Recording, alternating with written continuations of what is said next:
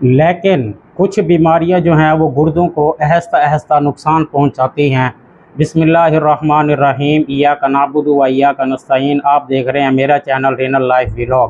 آج ہم آپ کو بتائیں گے کہ گردے فیل کیوں ہوتے ہیں۔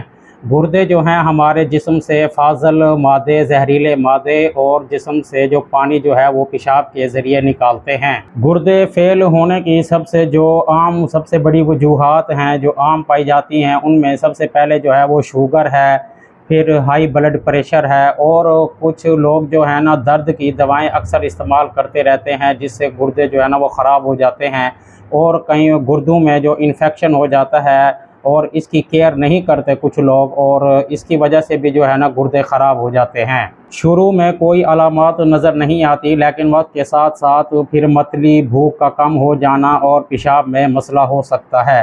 لہٰذا اپنے کھانے پینے میں خیال رکھیں اور بر وقت جو ہے نا ڈاکٹر کے پاس جائیں، اور اگر ایسی علامات آپ میں نظر آتی ہیں تو بر وقت ڈاکٹر کے پاس جائیں اور اپنا جو ہے نا ٹیسٹ وغیرہ کروائیں اور چیک اپ کروائیں۔